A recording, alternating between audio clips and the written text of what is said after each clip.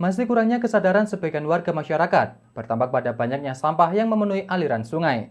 Kondisi ini disayangkan banyak pihak karena sampai saat ini air sungai masih dibutuhkan dan dipergunakan masyarakat untuk berbagai keperluan.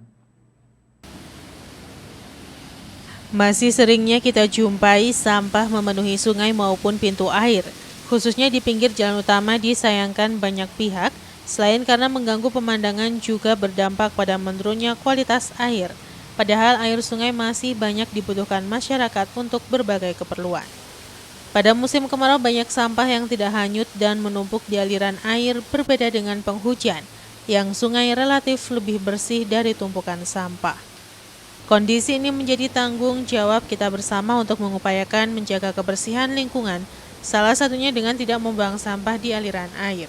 Memasuki pergantian musim dari kemarau ke penghujan, harus diwaspadai karena keberadaan sampah bisa menyumbat aliran air dan tidak jarang air meluap ke badan jalan. Menurut salah seorang warga menjelaskan, aliran air ini masih dipergunakan warga untuk berbagai kebutuhan dan berharap meningkatnya kesadaran masyarakat untuk patuh dan tertib dalam hal membuang sampah. Di beberapa titik aliran sungai di pinggir jalan utama Lawang, terlihat sampah banyak mengapung di sungai maupun pintu air, khususnya sampah plastik. Banyak pihak berharap kesadaran masyarakat bisa semakin meningkat, sehingga kebersihan sungai bisa lebih terjaga dan air sungai bisa tetap dimanfaatkan warga dengan aman. Iwan Hikmawan melaporkan.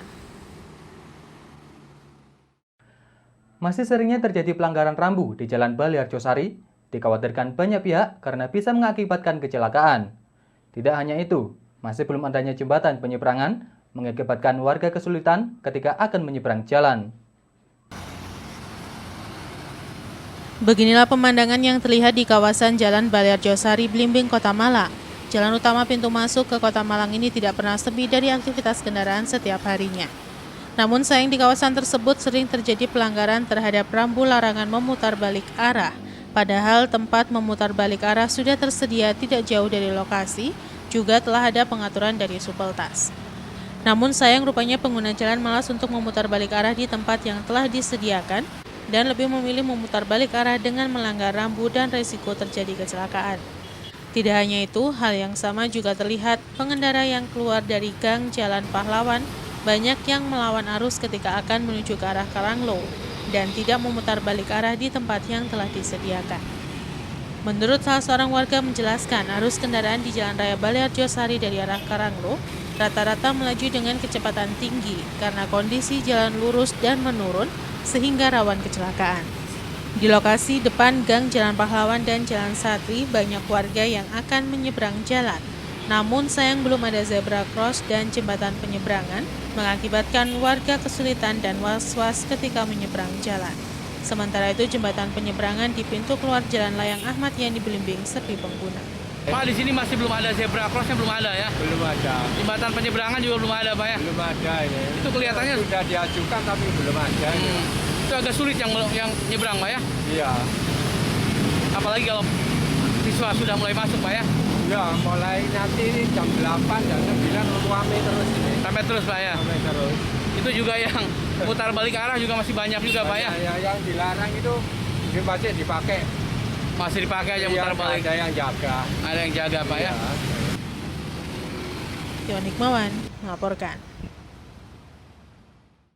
Cuaca buruk dan angin kencang yang terjadi di kawasan pesisir membuat sejumlah nelayan memilih untuk tidak melaut.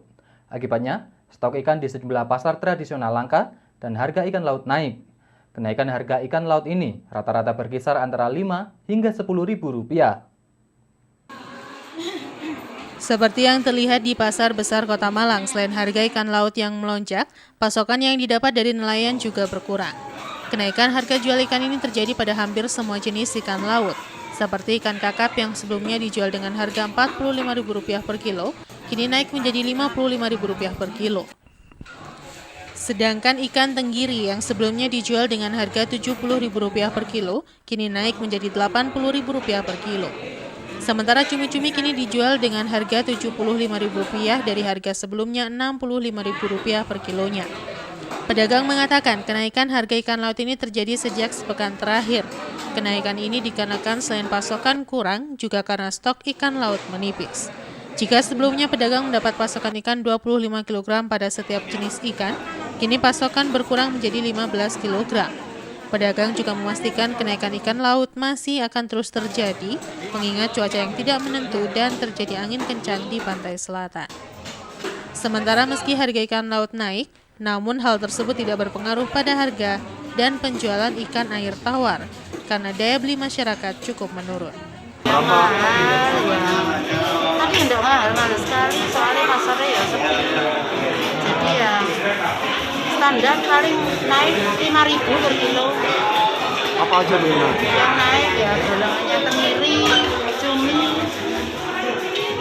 dorang bawal, dorang kerian. Berapa Bu sekarang Bu harganya?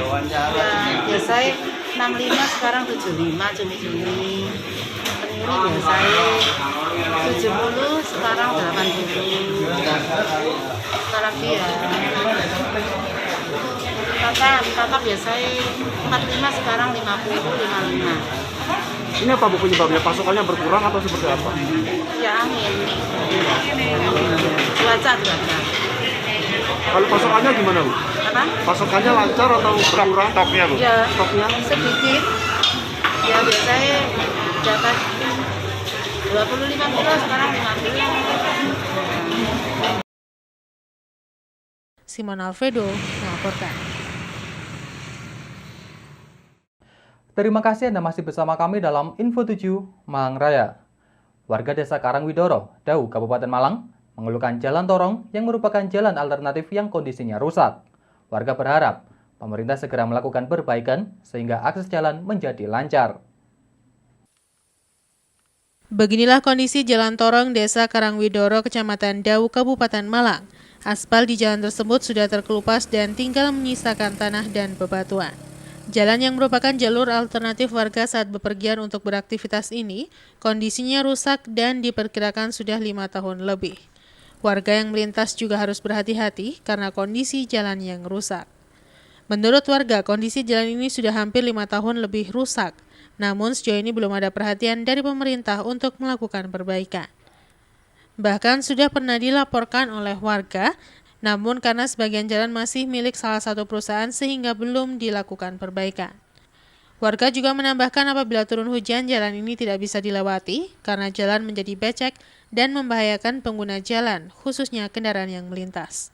Warga berharap agar pemerintah segera melakukan perbaikan sehingga akses jalan menjadi lancar dan aktivitas warga tidak terganggu.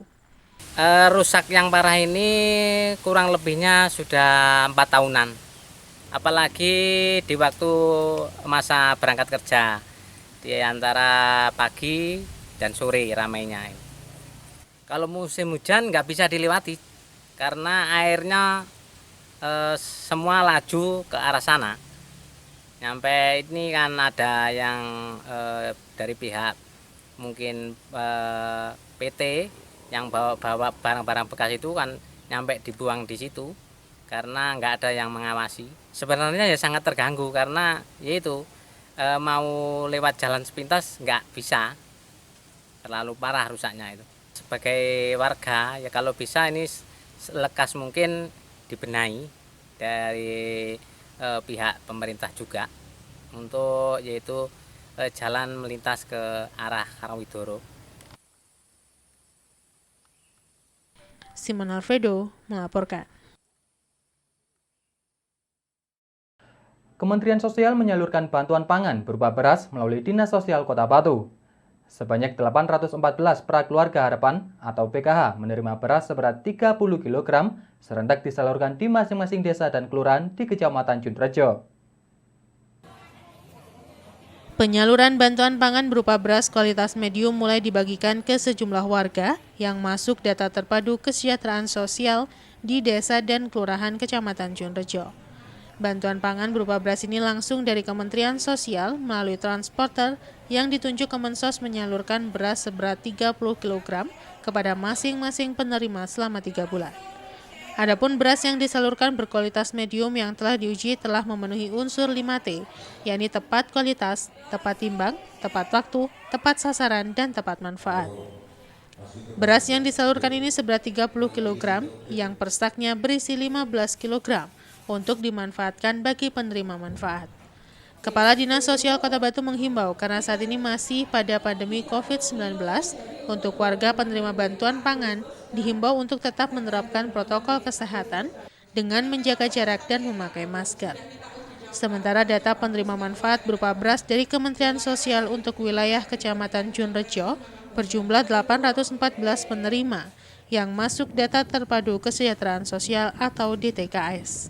Bantuan sosial pangan ini itu dari Kemensos itu kepada KPM PKH Murni diberikan selama 3 bulan, yaitu mulai bulan Agustus, September, dan Oktober.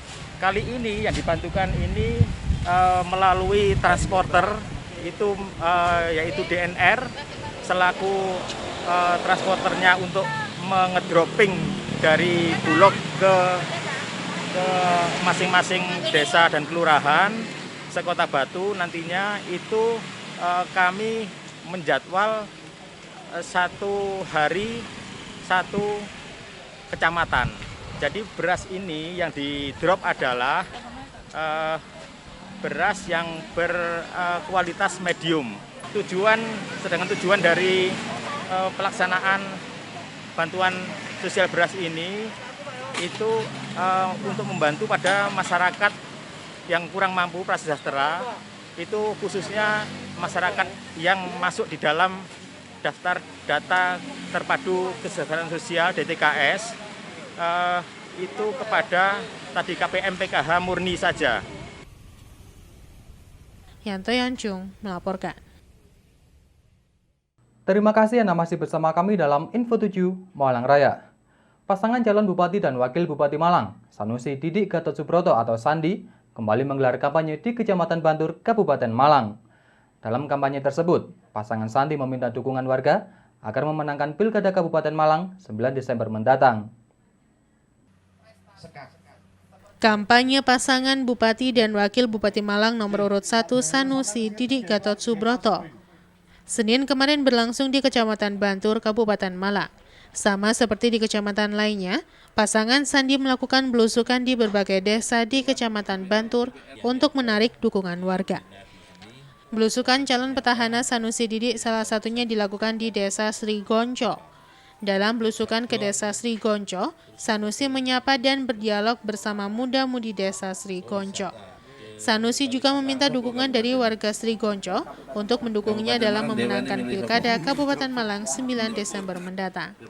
Sanusi juga berjanji apabila pasangan Sandi menang dalam Pilkada nanti, ia akan memfasilitasi lapangan kerja bagi kaum muda sesuai keahlian yang dimiliki. Berpasar, jadi ke depan itu kita harus cari inovasi bagaimana tanam itu yang menguntungkan. Nek bisa ojo jagung terus diganti sing liyane apa. Saya berusaha mendatangkan pabrik sawit, itu lebih untung daripada jagung. Dan jagung sehektar berapa? 5 hektar ambil.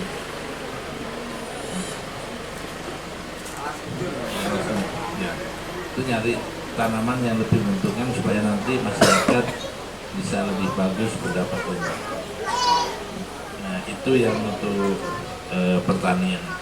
Kalau jalan nanti koordinasi sama kepala desa sehingga masuk di Musrembang Bandes, nanti dari Musrembang Bandes bisa kita lanjutkan untuk ke APBD. Sedangkan calon wakil bupati nomor 1, Didik Gatot Subroto, juga menyapa ibu-ibu warga desa Sumber Bening.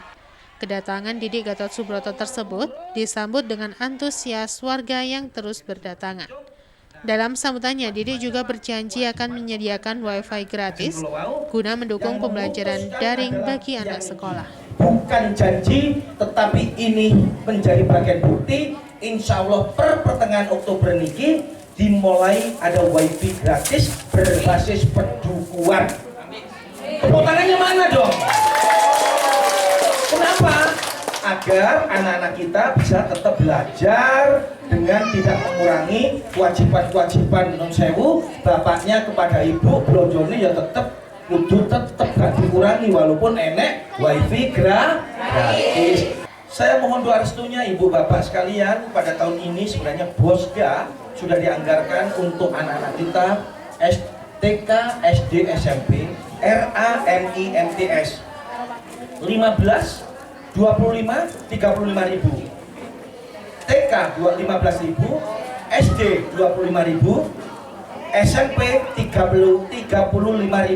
Demikian pula dengan RA, TK, RA, MI, dan MTS sama.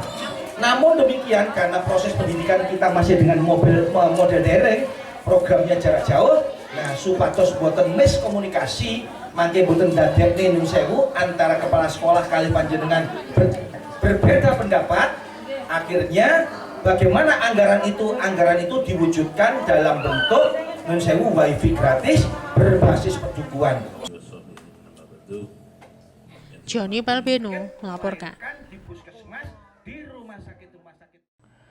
Membangkitkan kembali sektor pariwisata Kota Batu di tengah pandemi COVID-19 dan sekaligus menyambut HUT Kota Batu ke-19, Pemkot Batu bersama salah satu grup tempat wisata menggelar pameran produk usaha mikro kecil menengah atau UMKM Kota Batu bertajuk Oktober Fair.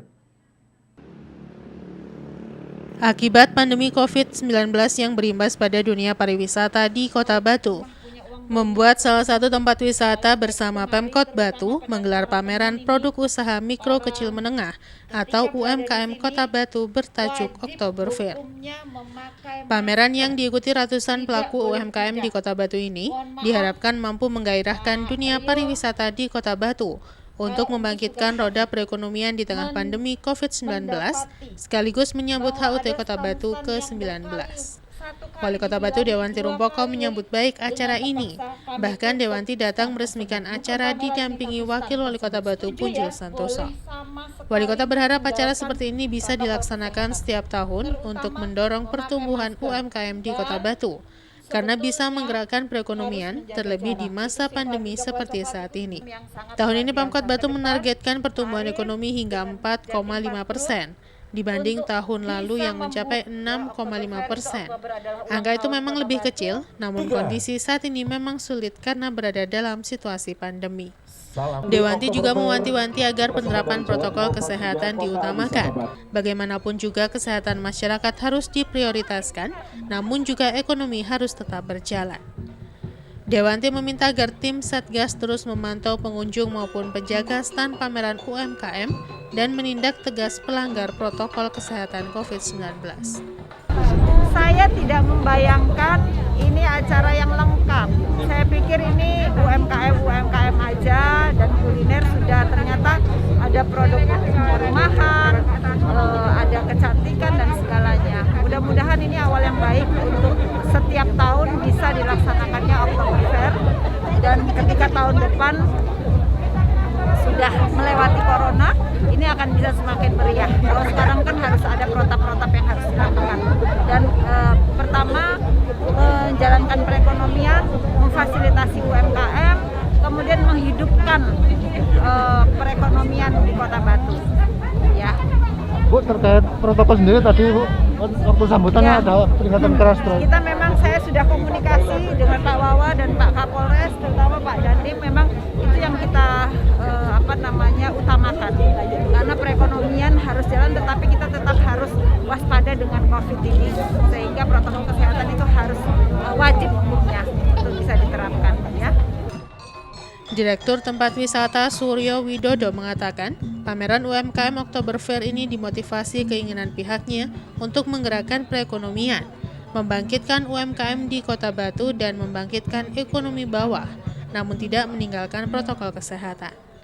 Lewat Oktober Fair ini, diharapkan perekonomian di Kota Batu bangkit di tengah pandemi COVID-19 yang melanda.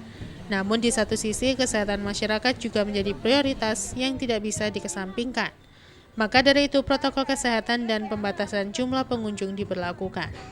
Sementara, beragam produk UMKM warga Kota Batu ditampilkan dalam acara ini, mulai dari kuliner, kerajinan, pertanian, hingga hiburan yang ditampilkan dalam Oktober Fair yang digelar selama 25 hari ke depan. Motivasi kami adalah ingin membangkitkan UMKM, ingin membangkitkan ekonomi bawah, di mana dengan tidak meninggalkan semua protokol COVID. Intinya ya supaya ekonomi juga tetap bergerak, tapi kita masyarakat juga sehat. Ekonominya bangkit, tapi masyarakatnya tetap jaga kesehatan, masker, jaga jarak tetap kita perhatikan. Ada berapa tenan, Pak? Kalau harga tonannya total mungkin 700, tapi kami kurangi mungkin ada sekitar 300-400an. Mengingat COVID, mengingat jarak juga. Terkait pengaman protokol kesehatan sendiri? Tetap ada satgas kesehatan, kita ada besok ada swab dan sebagainya bagi pedagangnya. Terus protokol mengenai wastafel, mengenai jaga jarak, masker dan sebagainya ada satgas dari tim COVID juga. Yanto Yancung melaporkan.